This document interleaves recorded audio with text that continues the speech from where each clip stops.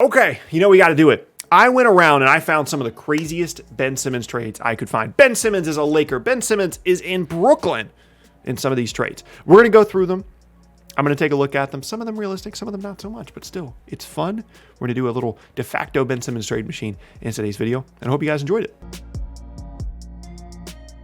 All right, first up, there's a reason this one was in the thumbnail. We're about to get crazy. Philly gets Jeremy Grant, Terry Rozier, and that guy, whose name I won't pretend to pronounce. The Hornets get KCP, Montrezl Harrell, who accepts his player option in this scenario, Isaiah Joe, and the Lakers' first-round pick, and they get Taylor Horton Tucker in a sign-and-trade. The Pistons get Kuzma, 2 seconds of first, and Dennis Schroeder in a sign-and-trade.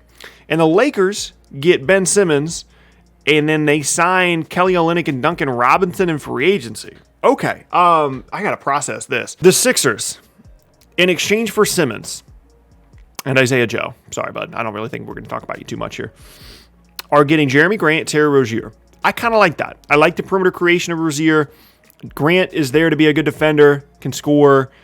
I'm not sure how him and Tobias Harris fit together because neither of them are like a natural three, but you can keep the overwhelming size that has made Philly successful over the last couple of seasons. You're looking at a lineup of Rozier, Curry, Grant, Harris, and Embiid. That's cool. I think that's pretty good value for Simmons. That's definitely outside of the box, including Jeremy Grant here. The Hornets, in exchange for just Terry Rozier, are getting a first-round pick. They're getting Taylor Horton Tucker on a sign-and-trade. They're getting Montrezl Harrell and KCP. My understanding here is that you're viewing at least one of these guys as a negative asset, probably KCP, because that's a lot of value for Terry Rozier when you're getting a pick and all these other guys.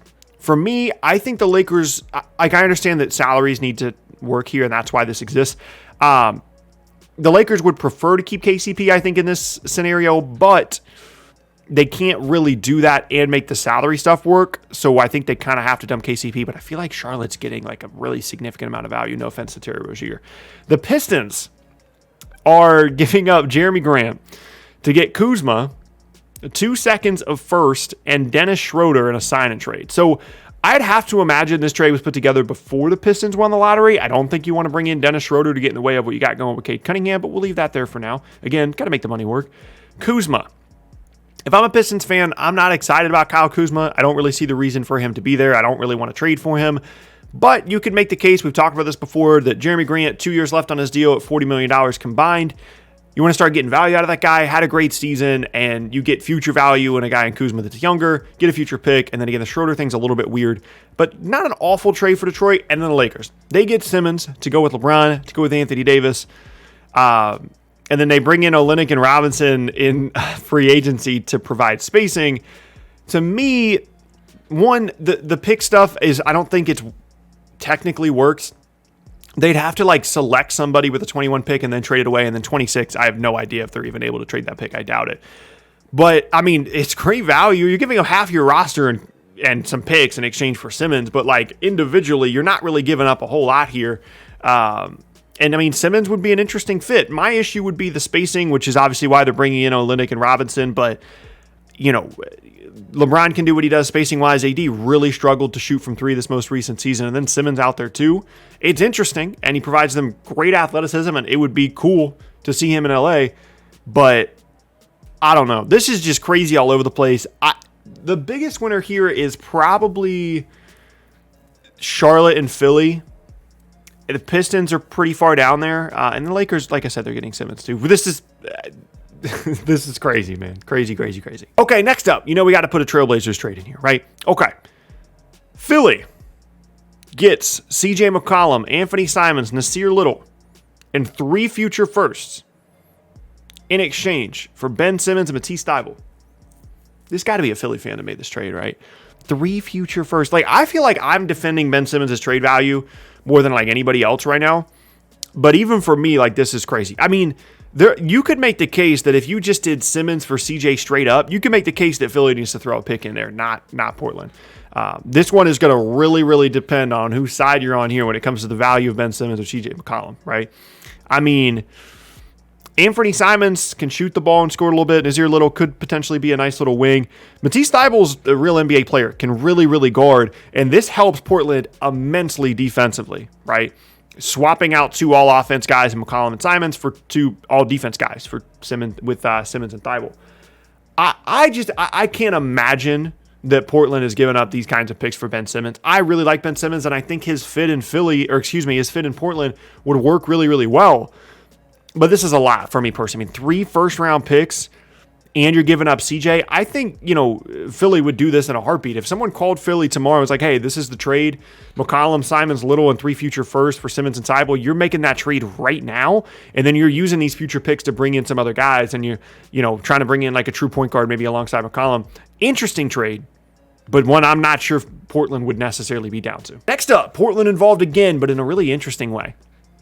Minnesota gets George Hill, Ben Simmons, and a second-round pick. Philly gets Dame and Malik Beasley, and Portland gets D'Lo and 1,000 picks. Okay, Minnesota. This is a really interesting Simmons destination for me.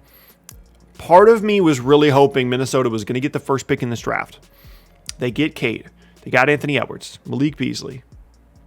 And then that opened up the possibility for a D'Lo trade, because at that point, you have to pick Cade, and you've got just a few too many guards, right? A few too many guys are going to need the ball between Cade and Anthony Edwards and D'Lo, and you don't want to stunt the growth of the young guys, so maybe you potentially look at a D'Lo trade, and that fit between them and Philly, where Simmons ends up in Minnesota and is like the 4 spot that they really need, where he can really guard, isn't going to need to shoot the ball a ton. They've got all the spacing in the world around him because Cat can shoot the ball. Cat's like a sneaky ideal front court partner for Simmons, and that fit is really intriguing to me. Now, Philly is getting crazy value out of Ben Simmons here. I mean, you're not only getting Dame, you're also getting Malik Beasley. Think about this Philly roster for next year. Dame, Seth Curry, Malik Beasley, and Joel Embiid and Tobias Harris. That is a crazy lineup. Daryl Morey, this is another one that Daryl Morey would do tomorrow. He would give up 10 more first-round picks if you would let him to make this trade happen tomorrow. I'm telling you right now, that is crazy value for Philly to get Dame and Malik Beasley, right? Portland, they're getting D'Lo to go along with CJ McCollum, so at least you're not immediately awful, is, younger than Dame, and 1,000 first-round picks. The only scenario I think in which Portland does something like this is if they also have plans for a CJ trade. When they start trading for all these picks, that means they're kind of starting to reset and do some different things, right? I don't think this is great value for Portland. Dame is worth a lot, and I'm just not a huge D'Lo guy, right? I think the fit would be interesting if D'Lo ended up in Philly, but now that they're getting Damian Lillard, I want to see this Philly roster tomorrow. This would be insane if Philly pulled off a trade like this. And then, like I said, Simmons in Minnesota is really intriguing as well. All those picks involved, I don't know. Maybe this one works, but I mean, I think Malik Beasley is a good player. So I don't know. That'd be fun, though. Okay, we got 2 more. My Brooklyn Nets. The Sixers. The Sixers get Dinwiddie in a sign and trade, Joey Buckets. The Nets pick this year in 3 seconds. The Nets get Ben Simmons, and then they re-sign, the big 3 to extensions this offseason. Okay. Philly, you need perimeter creation, right? Spencer Dinwiddie. Can run some ball screens, create for other guys. Nice. Joey Buckets, you need some shooters? Just don't turn on the film of the Bucks series, right? Just look at everything else from this season. 50% three-point shooter, right? This first-round pick, hey, y'all need assets, right? Y'all need value out of Simmons. You get 2 real players, and you can use this pick to do some other things, right? Really intriguing. And then Nets get Ben Simmons. I would lose my mind if the Nets got Ben Simmons. I love Joe Harris. I love Spencer Dinwiddie. The idea of Ben Simmons as like the de facto Draymond Green for this Nets team blows my mind. Ben, you don't want to shoot shots in the 4th quarter? That's cool. Just go sit, just go sit in the dunker spot. It's cool. We got some other guys that can take care of some stuff in the 4th. You want to defend all over the place. You want to be the best perimeter defender in the league. You want to be Draymond, where, we get trapped, hit you on a short roll, then you can play make, attack the rim, be devastating in transition while the other 3 guys are saving their energy, kind of jogging to the backcourt. Cool. I'm all in, Ben. This is your place. This is your home. Come to Brooklyn. Philly, this is fantastic value. Are you kidding? I mean, Simmons didn't even want to shoot at the end of these games, right? Free throw shooting has continually been an issue. You need spacing. You need perimeter creation. Who better to do that, value-wise, than Joe Harris and Spencer Dinwiddie? You get to pick. This is beautiful. This is the best trade I've seen in my entire life. Okay, last up. Ben Simmons is going to Cleveland. That's exciting. Philly gets Larry Nance. I forgot about Larry Nance's existence in this world. Taurean Prince. Darius Garland.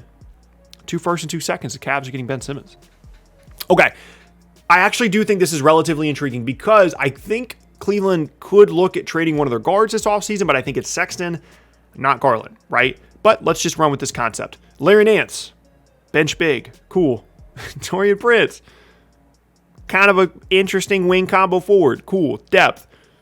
2 future firsts from Cleveland. We like that. Cleveland doesn't look like they're going to be very good. They do have a top 3 pick in this draft, and then now they have Simmons, but still, then you get Garland.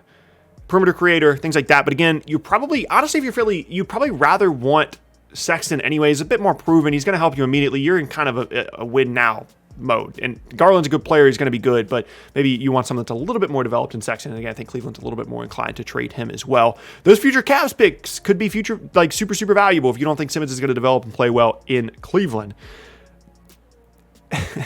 Simmons has got to be like the biggest loser in this, right? Like, I know that it's nice to get out of Philly, but to go from Philly to Cleveland and play for the Cavs, man, just Ben Simmons in a Cavs uni would just be super, super weird. I don't know. I think that there are better trades out there for Simmons than this, but if for some reason Philly wants to go a little bit younger with the perimeter creator that they bring in and get these future picks, this would be an interesting one to take a look at. But that is going to be the end of me finding the craziest Ben Simmons trades that I could find. Hope you guys enjoyed it. If you did, be sure to check out the videos from boxes on screen. Be sure to leave a like rating as well. And you can subscribe for more NBA videos every single day as well. With that said, once again, my name is Tucker. Hope you guys have an awesome rest of your day, and I will see you all next time.